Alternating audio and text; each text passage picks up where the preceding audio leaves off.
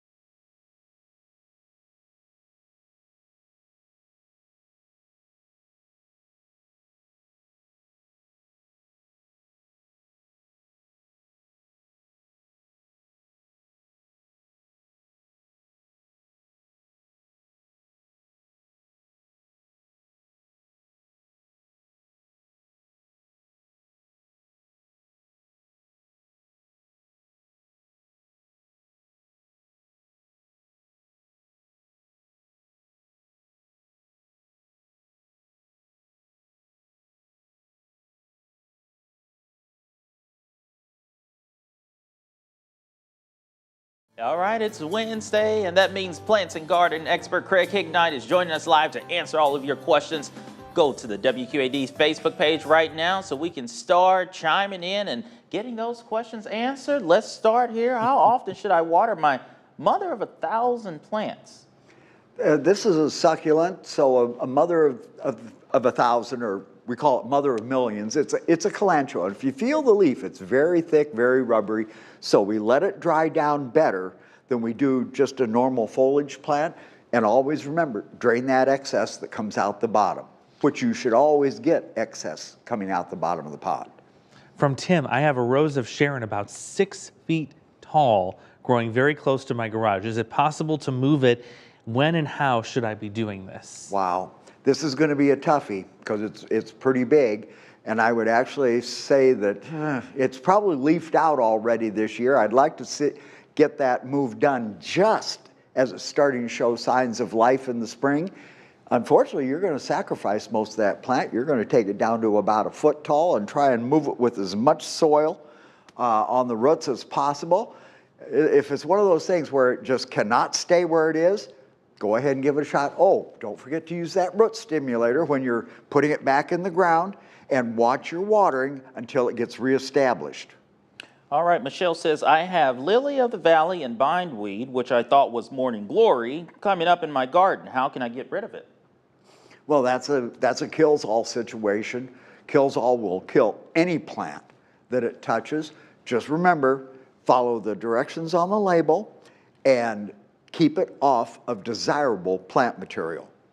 From Cheryl, I have 2 clematis. One is blooming right now and the other one later.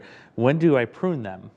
Well, actually, with clematis, I like to go ahead about a month ago, usually late April, I would have taken them down to about hip high. That way you get all new growth. The plant doesn't get overgrown. If you don't cut it back each year, you get this huge gob of dead growth on the inside. So in late April, take it down to about hip high. All right, we are starting to see some small clusters of grapes on the vine. What can we do to help them grow?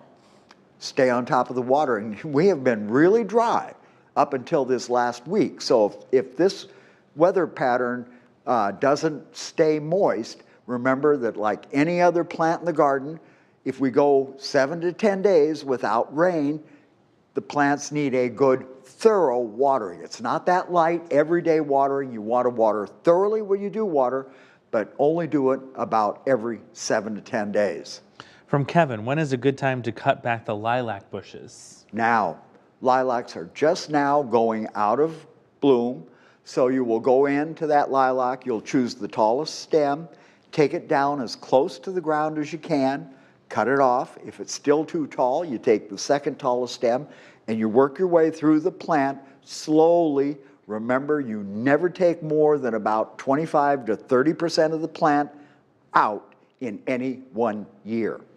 All right, we're going to take a quick break and get to more questions off of our WQAD Facebook page. When we come back, stay with us.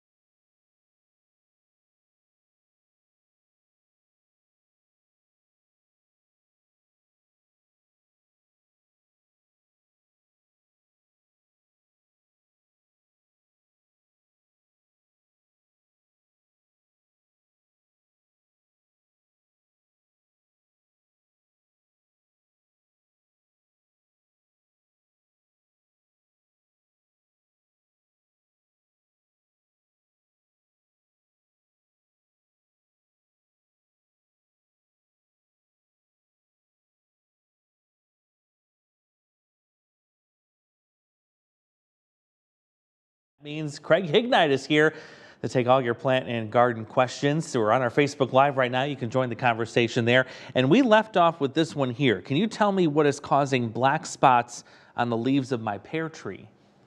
It could be any number of fungal problems. And what you will do is spray with an all-purpose fruit tree spray. Pears, even the ornamentals, are considered fruit trees. So follow the directions on the label, and you should probably spray about 5 times, 10 days apart. Is there an all-in-one insecticide / fungicide that I can use on my vegetables and fruit? Well, I don't know if it's for use on vegetables. There is a 3-in-1. It's a fungicide, insecticide, and miticide, but you would have to read the label. You might have to go with 2 products, like 7 for the insects and Funginil for the fungal problems. And you can alternate between the 2 and spray about every 5 to 7 days using the insecticide one time, the fungicide the other time. Here's a good question from Joe. Are spent coffee grounds and banana peels good for planting holes? Yeah, they're organic matter. And anything we can do to up the organic matter in our gardens, that's why it is always good. That's why I'm always telling people to use compost when they're planting. Coffee grounds and banana peels are just compost that hasn't been made yet. When and how do I trim a mock orange? Mock orange should be trimmed immediately after it gets done blooming. And again, don't take it down too far. Maybe just thin the plant out. If it's getting too tall, you'd put it through the lilac regime for reducing size, but immediately after bloom is when you would prune mock orange. From Dory, why do my 7 to 8-year-old maples have a white color to them from the ground up about 6 to 8 inches on the bark? This occurred after this past winter. Well, usually that means that there is a mineral buildup, but with a tree outside, I think this is just natural maturing of the tree. It's nothing to worry about. And you will find that as the tree matures, that coloration is going to go away as the bark gets thicker. These trees are still very young. When is a good time to transplant peonies, and can I cut them and get another bloom? Peonies, unfortunately, just bloom once a year, and their transplanting time is late September into early October. So get your new bed ready late this summer and do the digging and dividing in September. Brandy, can I keep my pepper plants in small pots longer than a year? No. I wouldn't suggest it. The problem is that when you get out to a year in any containerized vegetable, you start getting mineral buildup if you've been fertilizing properly.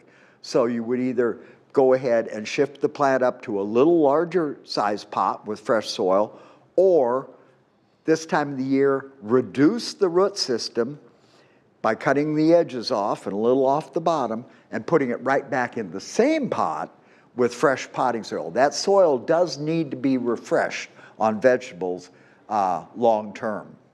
All right, Craig, thanks so much Thank you. for joining us. We're out of time? Yeah. That's it. I know. Fastest 5 minutes of the week. I tell you. You're going to have to come back more then.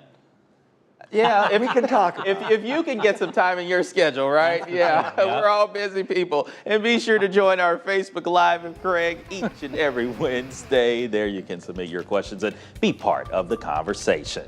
Here's a live look from our camera, GMQC at 11. We'll be right back.